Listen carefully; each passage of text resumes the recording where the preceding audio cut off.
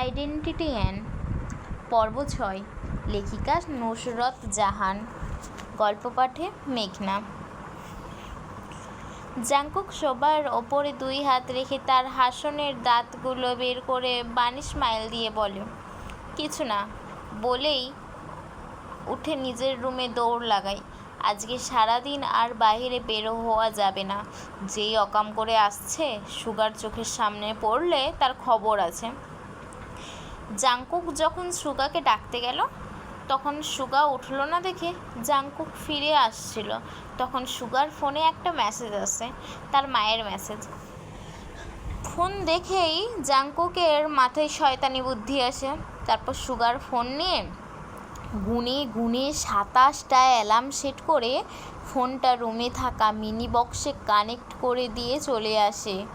ফোনটা জাংকুক লুকিয়ে রেখে আসে, যেন ফোন অফ করতে সুগাকে বিছানার থেকে উঠতে হয়। জাংকুক চলে যাওয়ায় সুগা মনের সুখে ঘুমাচ্ছিল, কিন্তু কিছুক্ষণ পরেই ঘর কাঁপিয়ে অ্যালার্ম বেজে উঠল। সুগা বিরক্তিতে বালিশ কানে চেপে ধরল, হাত দিয়ে সাইড টেবিলে হাতিয়ে দেখল তার ফোন নেই। এদিকে লাগাতার একের পর এক অ্যালার্ম বাজতেই থাকলো, সাথে সুগার ঘুমের আর মেজাজ দুটারই 12টা বেজে গেল। বিছানা ছেড়ে উঠে কোথাও ফোন নেই, তাই রাগে মিনি বক্সটা ছুঁড়ে মারে, আর সেটা সাথে সাথেই ভেঙে গিয়ে বন্ধ হয়ে যায়। তারপর রাগে সুগা ঘর থেকে বেরিয়ে আসে জাংকুককে খুঁজতে। এদিকে কি হয়েছে, সুগা কেন এত রেগে আছে, জাংকুকই বা কী করেছে, কেউ কিছু বুঝলো না। ব্রেকফাস্ট শেষে যে আরএম চেয়ার ছেড়ে উঠতেই জিমিন বলল, হিউং আমি একটু বাহিরে যাব। কেন? এমনিতেই। তোমার একা যাওয়া ঠিক হবে না, বডিগার্ড নিয়ে যাও। কিচ্ছু হবে না হিউং, তুমি তো জানো আমার বডিগার্ড নিয়ে ঘুরতে ভালো লাগে না, আমি একা যেতে চাই, গিয়েই চলে আসবো। আরএম চোখের পাপড়ি বন্ধ করে আবার খুলে জিমিনকে বোঝানোর উদ্দেশ্যে বলল, দেখো তোমার একা গেলে বিপদ হতে পারে, আমি তোমাকে একা যেতে দিতে পারি না, তুমি মিস্টার লিকে সাথে নিয়ে যাও। হিউং আর কোনো কথা নয় বলে আরএম তার রুমে চলে যায়। এদিকে মিস্টার লিকে সাথে নিতে হবে ভেবে জিমিন মুখটা বাংলার পাঁচের মতো করে বসে আছে। সে অপেক্ষা করছে কখন সবাই খাওয়া শেষ করে উঠে যাবে আর যে যার রুমে চলে যাবে, আর সেই সুযোগে ও বাহিরে বের হয়ে যাবে। জিমিন কিছুক্ষণ বসে থাকলো, কিন্তু কারোরই ওঠার নামই নেই। সবাই টুকটাক কথা বলছে আর খাচ্ছে। সেই জন্য জিমিন ভাবলো তারই হয়তো কিছু করা দরকার, না হলে এই জীবনে আর তাদের খাওয়া শেষ হবে বলে মনে হয় না। তাই জিমিন 2 হাতে জিন আর ভিয়ের খাবারের প্লেট নিয়ে উঠে দাঁড়ালো।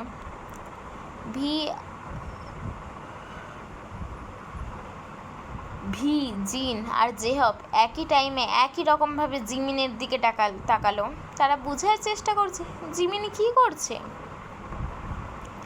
সবার এমন দৃশ্যতে জিমিন দাঁত বের করে হিহি করে বোকা হেসে, মানে তোমাদের ডায়েট করা উচিত, বেশি খেলে মোটা হয়ে যাবে, তখন তোমাদেরই ডান্স করতে অসুবিধা হবে, তাই না হবি হিউং? শেষের কথাটা জেহবের দিকে তাকিয়ে বলল। জেহবও ভাবলো আসলেই বেশি খেলে তো ডান্সের প্রবলেম হতে পারে, আর এদের ডান্সের প্রবলেম হলে তো হবির মাথায় আগুন উঠে যায়। তাই সেও বলল, হ্যাঁ তোমাদের ডান্সে প্রবলেম হতে পারে, আর খেতে হবে না। জিমিন ওগুলো আমার কাছে দাও, আমি রেখে দিচ্ছি। জিমিন আবার বোকা হেসে বলে, না হবি হিউং, আপনি গিয়ে রেস্ট নিন, আমি রেখে দিচ্ছি। না তুমি ছোট মানুষ, তুমি রাখতে গিয়ে যদি কোথাও ব্যথা পাও তখন আর ডান্স করতে পারবে না, তুমি দাও, আমি রাখছি, দাও। বলতে বলতে জেহব জিমিনের হাতের প্লেটগুলো ধরে নিজের দিকে টানে। জিমিন প্লেটগুলো আবার নিজের দিকে টেনে নিয়ে বলে, না আমি পারবো। জেহব আবার সেগুলো নিজের দিকে টেনে নিয়ে বলে, আমি বলছি না তুমি পারবে না। জিমিন আবার নিজের দিকে টেনে বলে, আমি পারবো হিউং। এভাবে তারা প্লেট টানাটানি শুরু করে দেয়। জিন আর ভি একবার জিমিনকে দেখছে আর একবার জেহবকে। দুইজন ওদের প্লেট নিয়ে টানাটানি করছে, অথচ তাদের ঠিক করে খাওয়াই শেষ হয়নি। অবশেষে এরা থামছে না দেখে জিন টেবিলে 2 হাত শব্দ করে রেখে উঠে দাঁড়ায়। জিনকে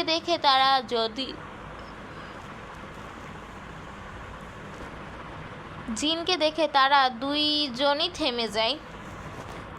তোমাদের কাউকেই রাখতে হবে না। জিনের কথায় জিমিনের মুখ চুপসে যায়। আমাদের এখনো খাওয়া হয়নি, প্লেট রাখো এখানে। তারপর দুইজনই আস্তে করে রেখে দেয়। অসহায় হয়ে জিমিন বসে পড়ে। কে জানে আরও কতক্ষণ এখানে বসে থাকতে হবে।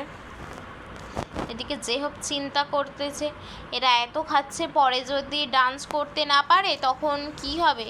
ভাবতে ভাবতে বাম হাত দিয়ে মাথা স্লাইড করছে। 2 মিনিট যেতেই ভি উঠে যেতে যেতে বলল, আমার হয়ে গেছে। জিনা তাড়াতাড়ি শেষবারের মতো একটু জুস মুখে দিয়ে বলল, আমারও হয়ে গেছে, বলে সেও চলে গেল। এখন টেবিলে জেহব আর তার মুখোমুখি হয়ে জিমিন বসে আছে। দুইজনই নাক ফুলিয়ে টেবিলের ওপর থাকা খাবার প্লেট ধরলো। দুর্ভাগ্যবশত একটা প্লেটই দুজন ধরেছে। এক সাইড জেহব, ওপর সাইডে জিমিন। আমি বলছি তুমি ছোট মানুষ, তুমি পারবে না, আমি রাখবো। আমি যথেষ্ট বড় হয়েছি হিউং, আমি রাখবো। না আমি রাখবো। না আমি রাখবো। না আমি। না আমি। আমি আমি জিমিনের লেট হচ্ছে, একটু পরে আবার ক্যামেরাম্যান চলে আসবে তাদের ডান্স প্র্যাকটিস শ্যুট করার জন্য। তাদের আসার আগেই জিমিনকে বাহির থেকে ফিরতে হবে। এইভাবে ঝগড়া করলে আরও টাইম নষ্ট হবে। তার থেকে ভালো হবে হিউং প্লেটগুলো রেখে চলে যাক, তারপর না হয় আমি বাইরে বের হয়ে যাব। এই ভেবে জিমিন প্লেট ছেড়ে দিয়ে বলল, ঠিক আছে তুমি রাখো। এইবার জেহবও বলল, না তুমি রাখো।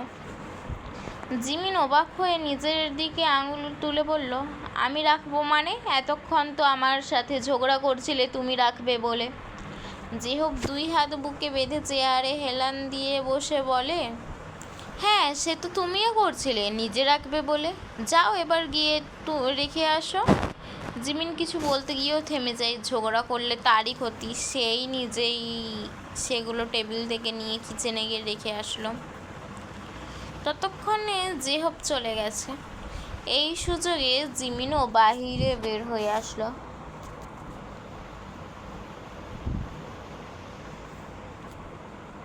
গেটের কাছে আসতেই একজন বডিগার্ড বলল, স্যার কোথাও যাচ্ছেন? হ্যাঁ গেট খুলো। স্যার গাড়ি বের করব? প্রয়োজন নেই, আমি কাছেই আছি। বডিগার্ডটি গেট খুলে দিয়ে মাথা নিচু করে বলল, স্যার আপনার একা যাওয়া ঠিক হবে না, আমরা আসবো আপনার সাথে।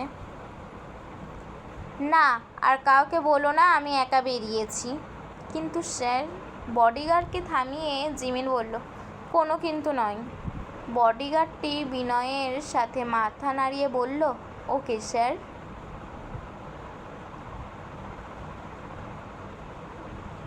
তারপর জিমিন একা একাই বের হয়ে গেল। আরএম বেলকনিতে বসেছিল। জিমিনকে একা দেখে সে তাড়াতাড়ি করে নিচে নেমে এসে মিস্টার লিকে খুঁজল, কিন্তু মিস্টার লি কোথাও নেই। তারপর আরএম আবারও নিজের রুমে গিয়ে ফোন নিয়ে মিস্টার লিকে কল করে। 2 বার রিং হওয়ার পরেই কল রিসিভ হলো। ওপার থেকে মিস্টার লিকে কিছু বলার সুযোগ না দিয়ে আরএম প্রশ্ন করলো, মিস্টার লি কোথায় আপনি? মিস্টার লি কোথায় আপনি? স্যার আমি এখন আপনাদের কাছেই আছি, 10 মিনিটে পৌঁছে যাব। এখানে আসার দরকার নেই, জিমিন একা বের হয়েছে, আপনি ওকে সাথে নিয়ে আসুন। ঠিক আছে স্যার বলেই কল কেটে দেয় RM। ফোনটা রেখে বিছানার সাইডে চিন্তিত মুখে বসে। ছেলেটাকে কতবার বলল একা না যেতে, বিপদ হতে পারে, কিন্তু ওর কথা শুনলই না। জিমিন একা একা হেঁটে চলেছে, কিন্তু কিছুক্ষণ ধরে তার কেমন জানি লাগতেছে, মনে হচ্ছে কেউ তার পিছু নিচ্ছে। সত্যি কি কেউ তার পিছু নিচ্ছে, নাকি তার মনের ভুল? RM হিউং এর কথা না শুনে কি সে ভুল করে ফেললো? ভাবতে ভাবতে কিছুটা জোরে জোরে হাঁটা শুরু করলো।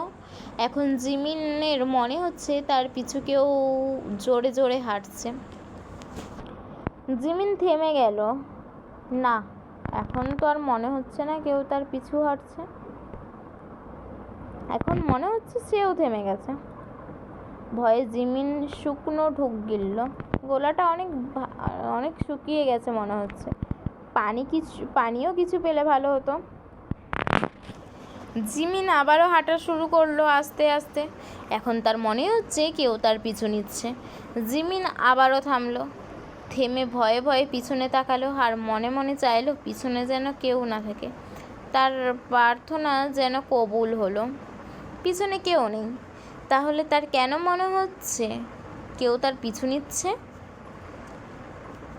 এবার আর হেঁটে নয়, জিমিন দৌড় লাগালো।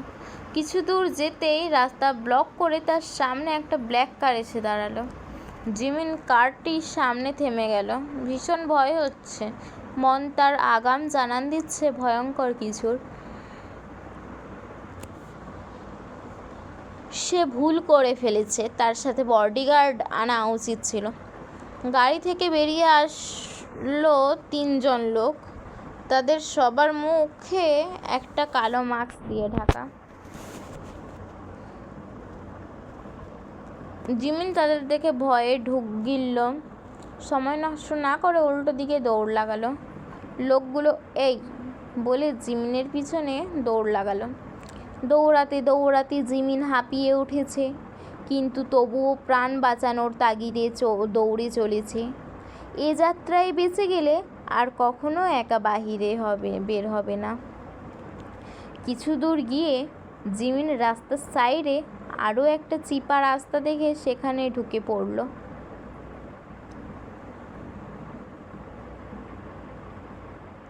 একসাথে একজনের বেশি এই রাস্তা দিয়ে যাওয়া সম্ভব নয়। জিমিন দেয়ালে পিঠ ঠেকিয়ে হাঁপাচ্ছে, কিন্তু ভয়ে তার আত্মাও শুকিয়ে গেছে। তাকে দেখে ফেললে কি হবে? জিমিনের চোখ রাস্তার দিকে। এখনও লোকগুলো এখান দিয়ে যাচ্ছে না কেন? নাকি পিছনেই তাকে খুঁজছে? জিমিন একবার ভাবলো মাথা বের করে দেখবে তারা কি করছে। আবার ভাবলো তাকে যদি দেখে ফেলে? না থাক, দেখার দরকার নেই। আপন মনে জিমিন এই সব ভাবছিল। ঠিক তখনই পরপর 3টা গুলির আওয়াজ হলো। গুলির আওয়াজ পেয়ে জিমিন আরও ভয় পেয়ে গেল। 2 হাত মুখে চাপ দিয়ে ধরে দাঁড়িয়ে আছে, যেন তার মুখ থেকে কোনো আওয়াজ বের না হয়ে যায়। তখন জিমিন দেখলো তার সামনে রাস্তা দিয়ে একটা ছেলের কাঁধের ওপরে ডান হাত রেখে বাম হাত তার প্যান্টের পকেটে রেখে আর একটা মেয়ে হেঁটে যাচ্ছে। মেয়েটা অস্বাভাবিক লম্বা। মেয়েদের এত লম্বা হতে নেই, কিন্তু এই মেয়ে আর ছেলেটাকে দেখে মনে হচ্ছে ছেলেটার কাঁধে হাত দিয়ে এই রকম চলার জন্য হয়তো মেয়েটা এত লম্বা হয়েছে। ছেলে কিংবা মেয়ে কারোরই চেহারা দেখা যাচ্ছে না, শুধু পেছন সাইডে দেখা যাচ্ছে। ছেলেটার পরনে হোয়াইট কালার ওভার সাইজের জ্যাকেট আর কালো প্যান্ট,